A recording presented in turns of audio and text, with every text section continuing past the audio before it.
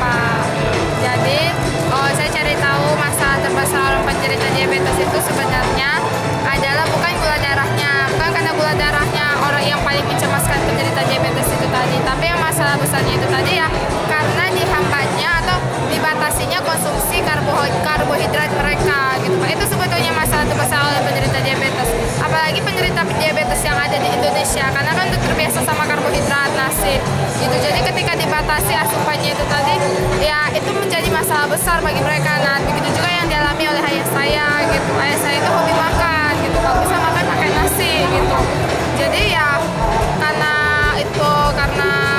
ada masalah itu, jadi saya termotivasi ayah saya harus sehat seperti itu. Gimana caranya? Saya pengen coba buat obat yang bisa mengobati, menyehatkan ayah saya kembali gitu ya. Mengobati lah, makin memulihkan kondisi kesehatannya, nggak ada keluhan. Udah itu pun gejalanya diabetes pun udah nggak ada lagi, berat badannya yang kurus jadinya naik. Udah itu yang paling utama itu tadi, dia tetap bisa konsumsi makanan kesukaannya, nasi itu tadi, tapi gula darahnya tetap stabil gitu. Nah dari SD saya meracik obat, dan diraciknya itu ya kalau lagi berhasil diracik itu ya sewaktu SD SMP kelas 3 SMP. Jadi tujuan saya pelopori kolagen ini, saya berharap herbal itu bisa herbal itu obat yang sangat bagus. Herbal sebenarnya obat itu bukan obat kimia. Obat kimia itu obat alternatif gitu. Obat yang hanya digunakan pada saat tertentu aja dalam jangka waktu pendek. Sementara kalau obat herbal itu bisa digunakan dalam jangka waktu panjang dan dia memang mengobati gitu, membantu pengobatan. Pada dasarnya kan semua atas izin Allah. Saya cari tahu ilmu meracik obat memang belum dipelajari waktu SD atau di kurikulum SMP. Tapi kita bisa cari tahu ilmu itu. Banyak yang menyediakan ilmu itu di mana dari orang-orang. Bisa kita tanya-tanya dengan informasi, cari informasi. Ada perpustakaan, bisa kok kita baca-baca buku-buku penelitian atau racikan-racikan herbal. Jadi bisa juga kita lakukan itu. Jadi semua itu kuncinya kemauan.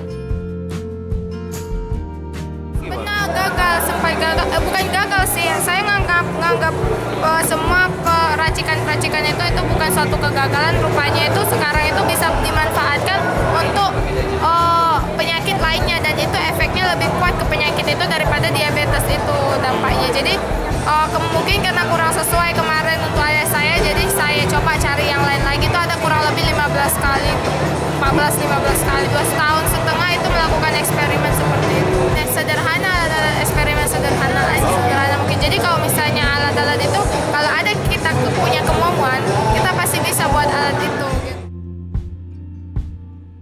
Jadi, tapi sebelum saya kasih ke orang tua saya coba dulu ke diri saya. Jadi kalau untuk uji keamanannya, jadi kalau orang tua saya kenapa-napa, kan makin sedih juga ya kan. Jadi kalau misalnya konsumsi obat, biarlah saya, kalau obat itu ada apa-apa, biarlah saya yang kenapa-napa gitu, bukan orang tua saya lagi. Kalau aman, kalau efeknya itu aman-aman aja, nggak memberikan side effect, saya kasihkan ke penderita.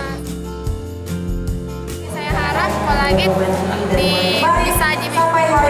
bisa dinikmati oleh orang-orang yang ingin menikmatinya, yang ingin mendapatkannya seperti itu. Jadi saya harap juga kolagen bisa bermanfaat untuk orang-orang yang mengkonsumsinya, bermanfaat positif, bisa mengubah kembali argumen mereka bahwa racun itu adalah racun itu adalah obat. Jadi harapan saya kolagen ya kedepannya mulai makin dikenal oleh banyak orang.